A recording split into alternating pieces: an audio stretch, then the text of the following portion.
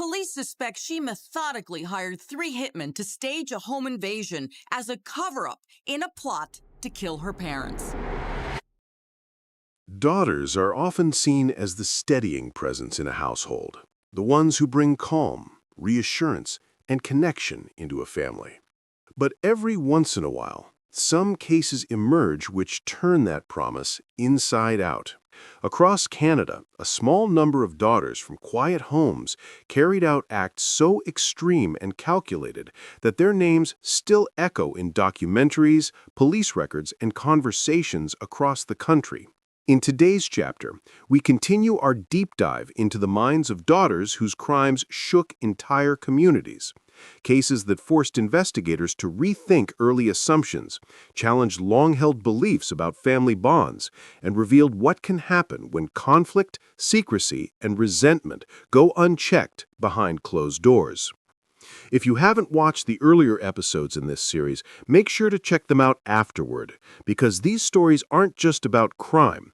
They're about the collapse of trust inside the very place meant to offer safety. So settle in, pay attention, and remember, sometimes the most unsettling stories don't come from strangers at all. They come from the people we trust our lives with. You are watching Crime Insider. Don't forget to hit that subscribe button and drop a like on the video. Jennifer Pan, Markham, Ontario, 2010. On the night of November 8, 2010, emergency services were called to a quiet home in Markham, Ontario. Inside, officers found 2 parents shot in the basement. On the upper floor, they found their 24-year-old daughter Jennifer Pan near the staircase with her hands loosely tied. She was the only person unharmed and had placed the call for help. According to investigators, nothing in the house appeared consistent with the signs of a targeted robbery. Doors weren't forced, valuables were untouched. But as officers reviewed phone records, interviews, and the movements inside the home, the story began to twist in a direction no one expected. That contradiction became the starting point of the case. Who walked into the Pan home that night? Why were only the parents shot? By the time officers stepped into the Markham home, the focus shifted to identifying the people inside and reconstructing how the night had unfolded. The victims were Bich Ha Pan and Hui Han Pan, a couple who had built their life in Canada after arriving from Vietnam decades earlier. Their daughter, Jennifer Pan, was found upstairs with her hands loosely tied and became the primary witness for the first phase of the response. According to early police summaries, paramedics confirmed that Bich had died at the scene, while Han was critically injured. With only Jennifer able to speak, investigators documented her account. 3 unknown intruders entered the home, demanded money, separated the family, and attacked their parents in the basement. She reported that she had been tied but left alive. By morning, officers working the case reviewed photographs and notes from the scene.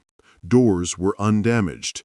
Electronics were still inside the living room. Drawers had not been opened.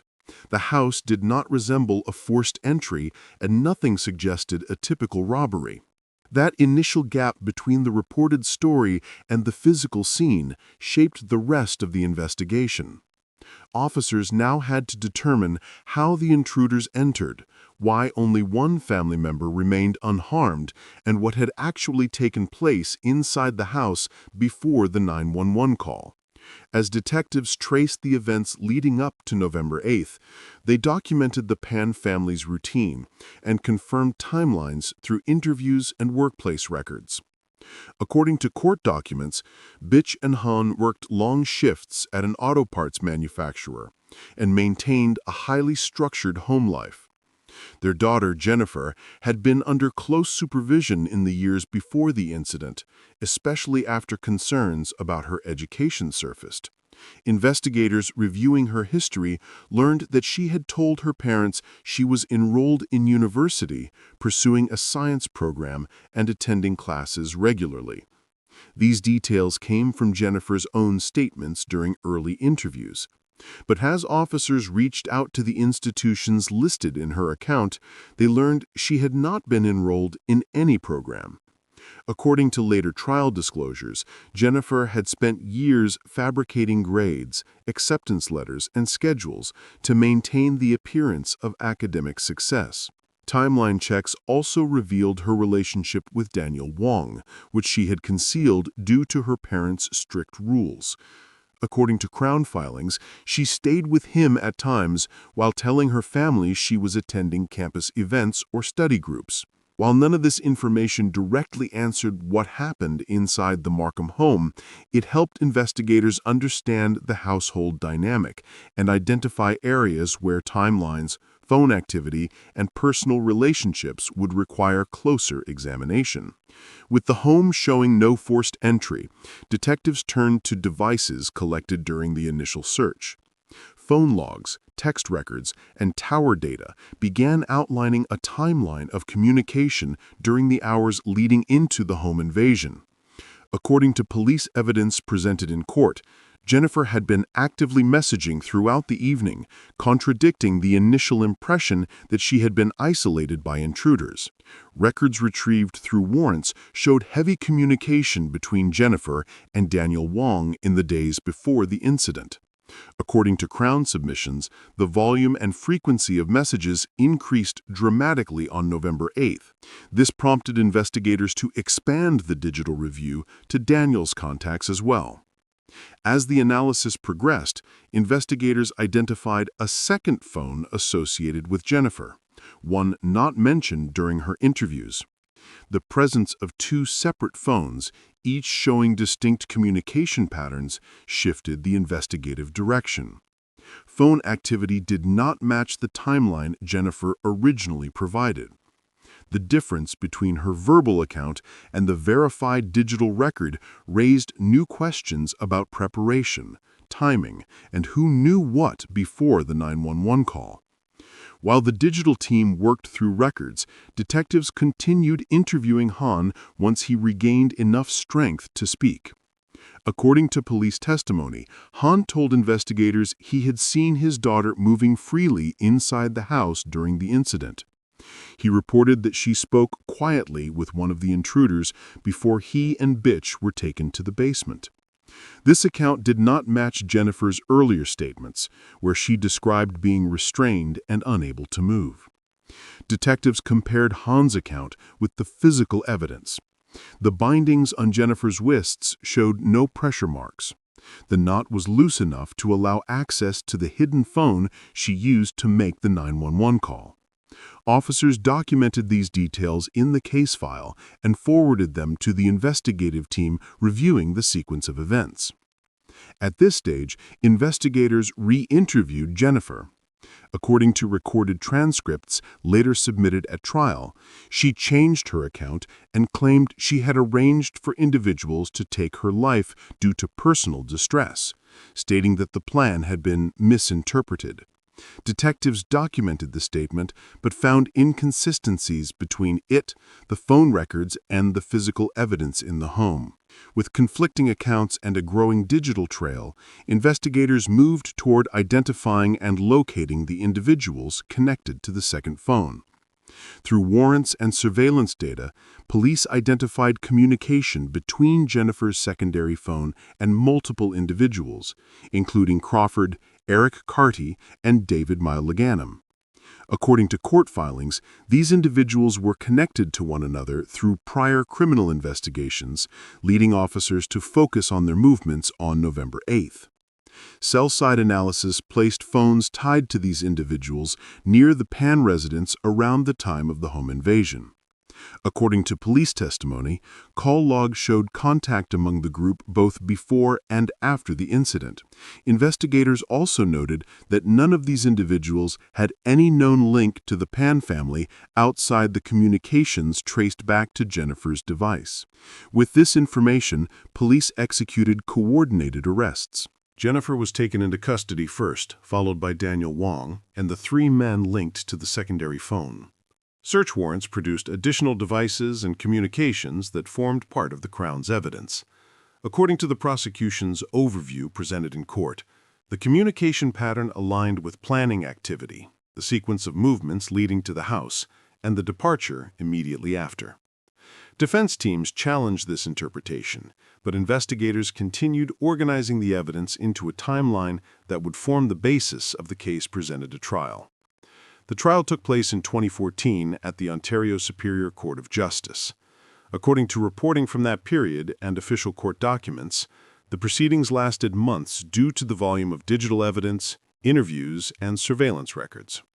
The Crown presented its case around several key points: Jennifer's conflicting statements during early interviews, phone records linking her to Daniel Wong, and to the group identified as entering the home, Han Pan's account of seeing his daughter unrestrained, the lack of forced entry, and the selective nature of items taken. The Crown presented evidence highlighting Jennifer's shifting statements, phone records tying her to Daniel Wong and the others involved, Han Pan's account of seeing her unrestrained, the lack of forced entry, and the messages exchanged between her and the co-accused before the attack. After months of testimony, evidence presentation, and cross-examination, the jury returned its decision. Jennifer Pan, Daniel Wong, Lenford Crawford, and David Malvaganam were all found guilty of first-degree murder and attempted murder. The court imposed life sentences with no parole eligibility for 25 years, and additional restrictions were placed on contact with surviving family members. In the years following the verdict, public reaction centered on the complexity of the case, the contrast between the outward appearance of a high-achieving family and the hidden issues uncovered during the investigation. Coverage from major Canadian outlets, court records, and later documentaries examined how the combination of long-term pressure, secrecy, and outside influences shaped the events leading to the crime. Legal developments continued long after the trial. According to Court of Appeal and Supreme Court of Canada decisions, the convictions for attempted murder remained in place, while the first-degree murder convictions were ordered to be retried due to issues with jury instructions. Jennifer and the co-accused remain incarcerated while awaiting further proceedings on that count. Within the community, the case prompted discussions about academic pressure, hidden family conflicts, and the challenges faced by children who feel unable to speak openly with parents. Although these discussions did not change formal policy, they influenced academic studies, community forums, and media analysis of family-related cases. For those closest to the victims, the impact remained personal. Han continued rebuilding his life with significant medical complications. The case left a permanent mark on the community, raising questions about how warning signs are recognized and what changes, if any, could prevent similar outcomes in the future. Jasmine Richardson, Medicine Hat, Alberta, 2006. On the afternoon of April 23, 2006, emergency services were dispatched to a quiet home in Medicine Hat, Alberta. Inside, officers found 2 adults dead in the basement and an 8-year-old boy killed in an upstairs bedroom. The only family member unaccounted for was 12-year-old Jasmine Richardson, whose absence immediately raised concerns of an abduction or a second crime scene. According to investigators, nothing in the house showed signs of a break-and-enter gone wrong. Entry points were intact. Items of value remained where they were left.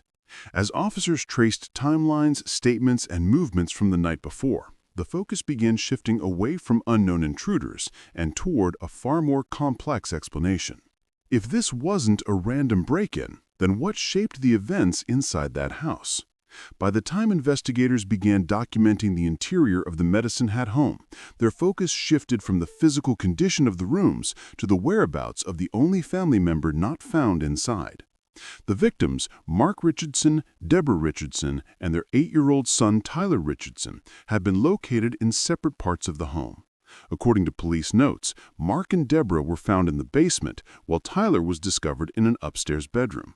That left 12-year-old Jasmine Richardson unaccounted for. With no sign of her in or around the property, officers treated her absence as a potential abduction. Patrol units began canvassing nearby streets while detectives verified school attendance, recent activities, and last confirmed sightings. As the morning progressed, investigators learned from neighbors that Jasmine had been seen with new friends in recent weeks, many of whom were older and involved in alternative music and online forums. Police documented these details to build a timeline of her movements before the incident. With a triple killing inside the house and a missing child connected to the victims, investigators needed to determine whether she was a victim, an eyewitness, or connected to the events in another way. The next steps depended on establishing her last known location and who she had been in contact with. As officers searched for Jasmine, another team reconstructed the family's recent history using interviews, school records, and workplace documents. Mark and Deborah had built a stable routine after years of early life difficulties. Both had overcome personal challenges, maintained employment, and raised their two children, Jasmine and Tyler, in a structured home environment. Jasmine, born in 1993, had been described by teachers as academically capable and generally involved in school activities during her early years. According to later reports, her behavior began shifting around 2005. Teachers noted changes in appearance, new friendships, and increasing time spent on the internet.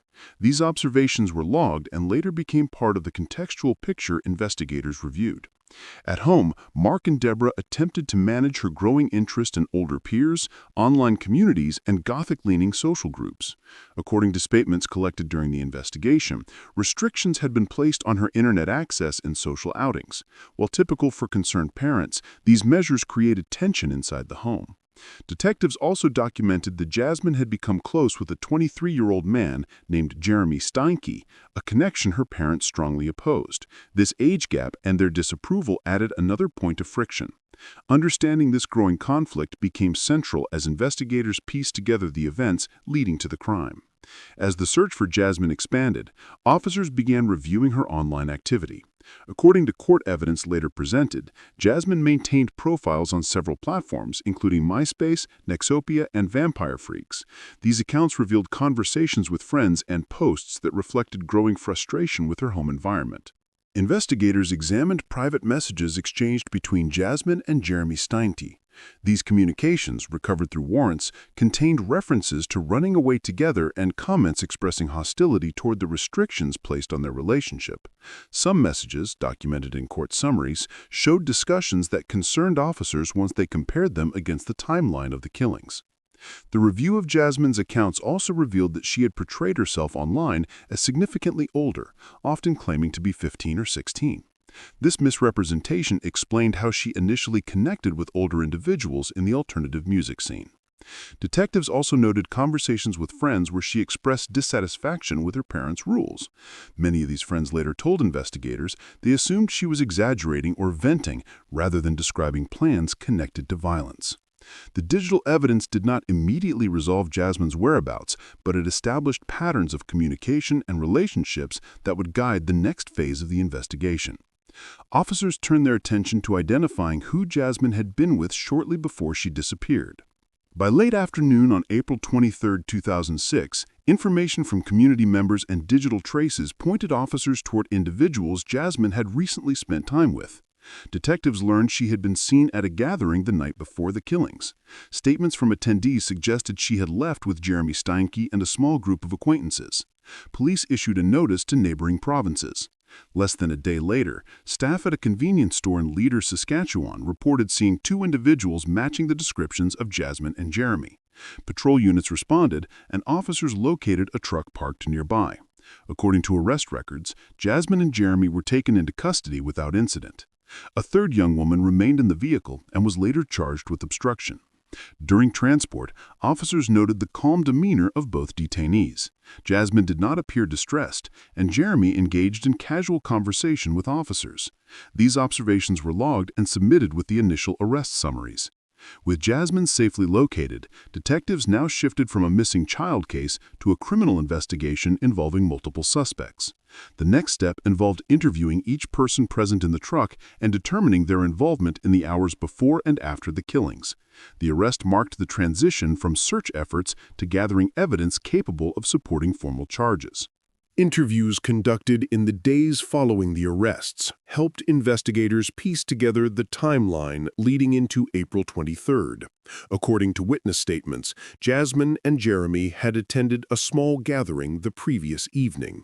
Several people at the event recalled conversations where Jeremy spoke about plans to confront or eliminate obstacles preventing him and Jasmine from being together. Although many at the party dismissed these remarks as dramatic talk, detectives documented them as potential indicators of planning. Phone records, obtained through warrants, showed communication between Jasmine and Jeremy in the hours before the killings. Court summaries later confirmed messages expressing frustration toward her family. According to the Crown, these exchanges contributed to establishing intent. Investigators also examined movements recorded by neighbors.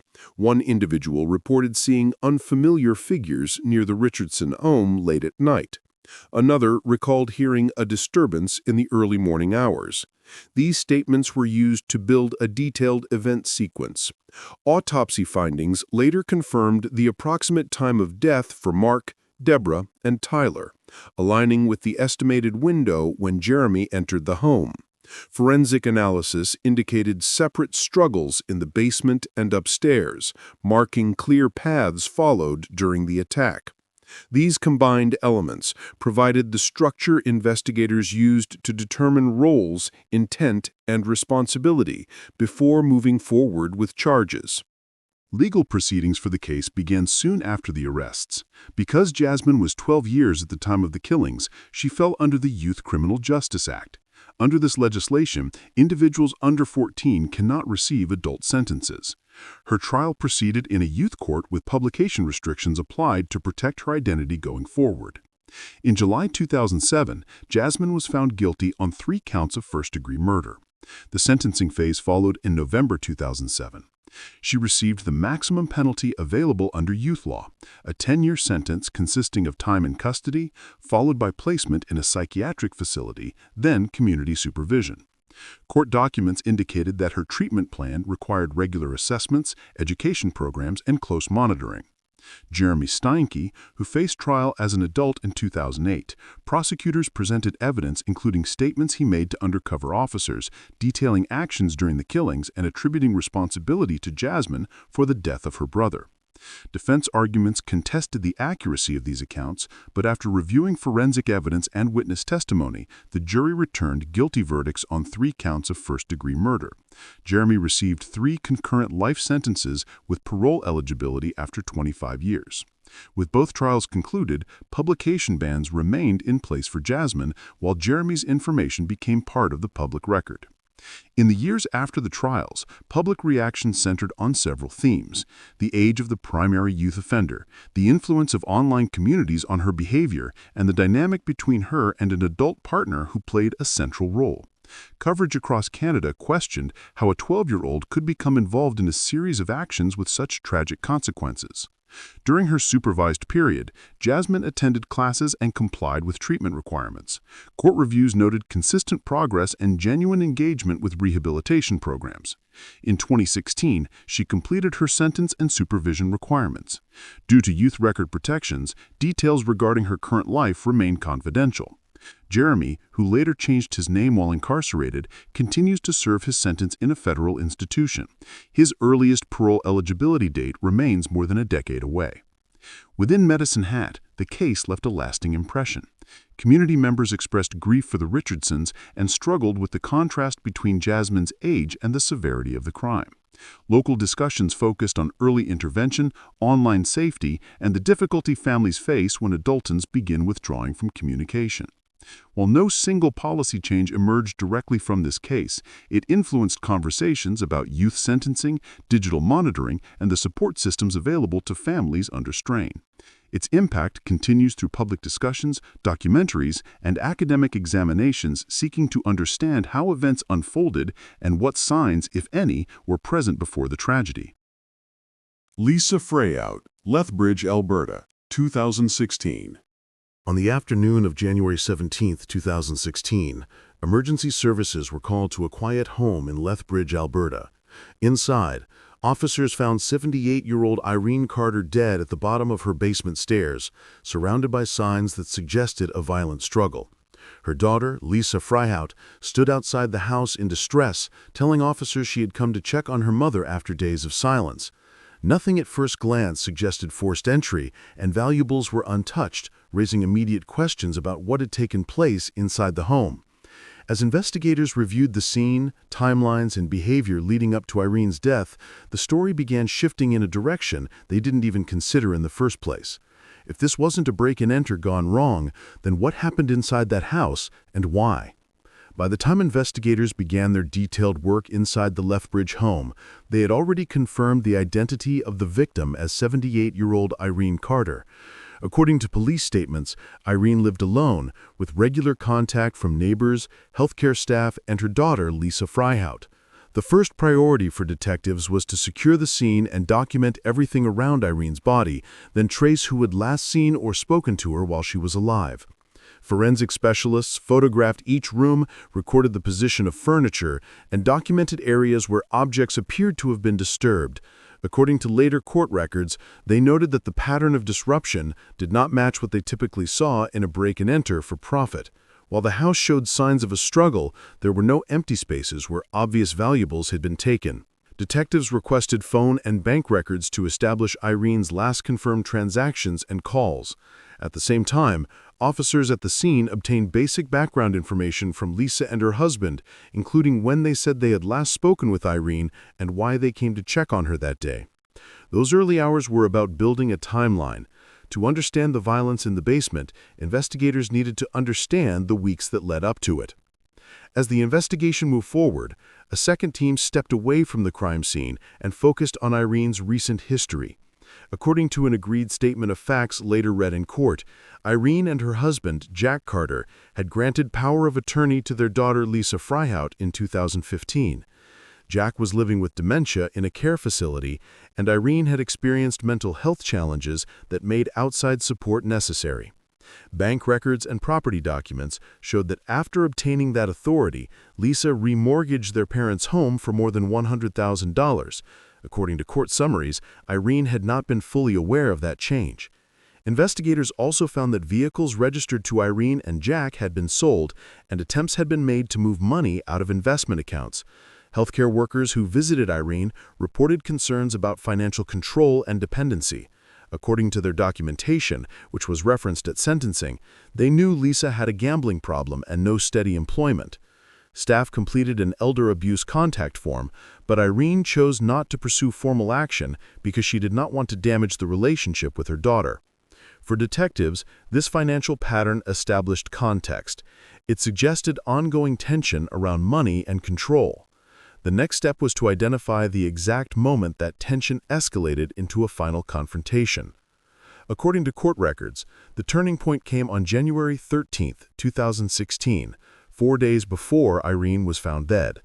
That day, a representative from a financial or insurance institution contacted Irene with information that alerted her to the remortgage on her home. For the first time, she understood the extent of the new debt attached to the property. Phone logs later reviewed in the investigation showed that Irene phoned Lisa Freihaut shortly after that call. According to the agreed facts, Irene confronted Lisa about the mortgage and demanded an explanation.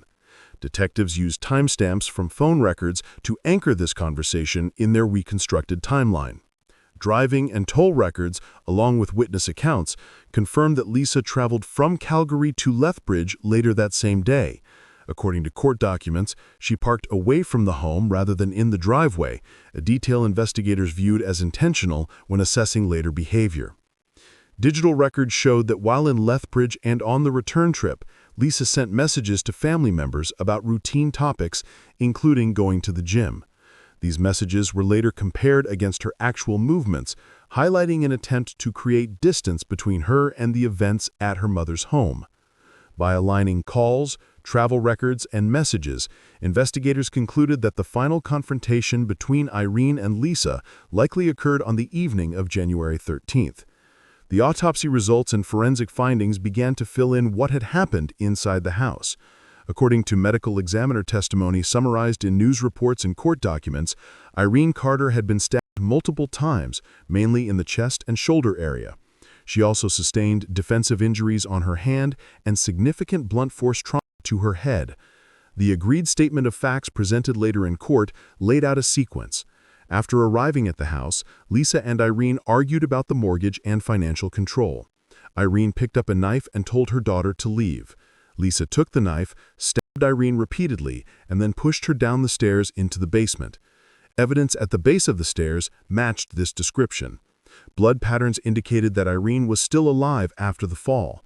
According to the court record, Lisa then went down the stairs and struck Irene's head against the floor several times until she stopped moving. The medical examiner described the injuries as consistent with that action. Investigators documented that the telephone cord inside the house had been cut. According to the agreed facts, Lisa removed the cord and the knife when she left, preventing any chance of Irene calling for help and eliminating immediate access to the primary weapon. Objects in the home were moved and thrown around, suggesting an attempt to make the scene look like a break-in, but nothing matched the usual pattern of a robbery. Those physical findings supported a conclusion that the violence had taken place during a direct confrontation, not at the hands of a stranger. In the weeks that followed Irene's death, the investigation stayed out of public view while detectives worked through financial documents, timelines, and forensic results. Then, on April 7, 2016, the case stepped into the spotlight.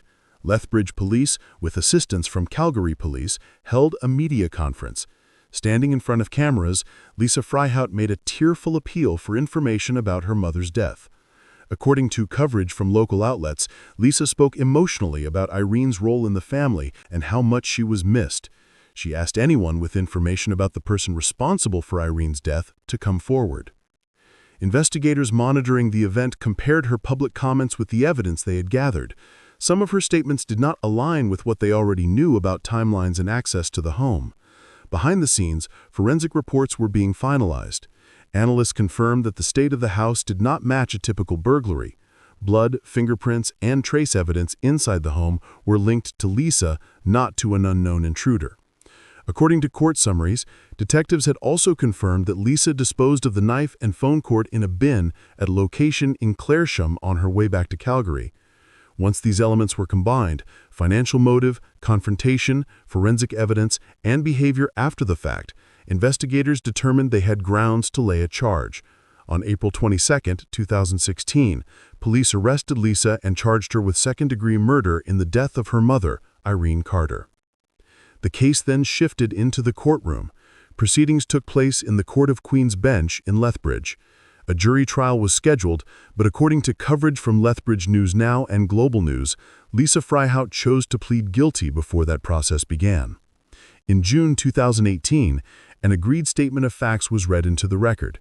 It outlined the key points: Lisa's control over her parents' finances, Irene's discovery of the mortgage, the argument on January 13th, the stabbing, the fall down the stairs, the head injuries, the staging of the house, and the disposal of the weapon and phone cord. Lisa admitted to causing her mother's death during that confrontation. The Crown and defense presented a joint submission on sentence. For second-degree murder in Canada, a life sentence is automatic. The question for the court was how many years must pass before parole could be considered. Both sides proposed 11 years of parole ineligibility. During sentencing, the judge described the killing as mindless and evil behavior, emphasizing Irene's age and vulnerability. According to reporting of the hearing, the court acknowledged the long-standing tension in the relationship and Lisa's personal difficulties, including gambling and financial strain, but made clear that those factors did not excuse the level of violence or the attempt to mislead investigators and the public. The judge accepted the joint submission. Lisa received a life sentence with no eligibility to apply for parole for 11 years to be served in a federal institution. In the years after sentencing, the impact of the case extended beyond the courtroom. Family members gave victim impact statements describing Irene as a generous person who had tried to support her daughter even when concerns about money and control were raised. According to local coverage, one relative later described Lisa's media appearance as an Academy Award-level performance, reflecting the deep sense of betrayal they felt after learning she had already been responsible for the death when she stood in front of cameras asking for help. Healthcare staff involved with Irene's care expressed regret that early signs of financial exploitation did not lead to stronger intervention.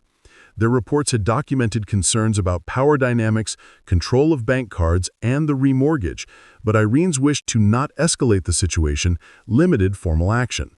The case became a reference point in discussions about how agencies balance respect for a senior's wishes with the need to protect them from harm.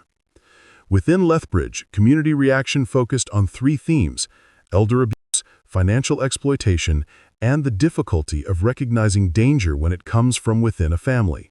Local and national media highlighted the contrast between the public plea and the later admission of guilt, raising questions about how investigators assess such appearances and how viewers interpret them. In the end, cases like this remind us that even when the investigation closes and the courtroom doors finally settle, the story doesn't truly end. The impact of a crime continues through families, communities, and the questions it leaves behind.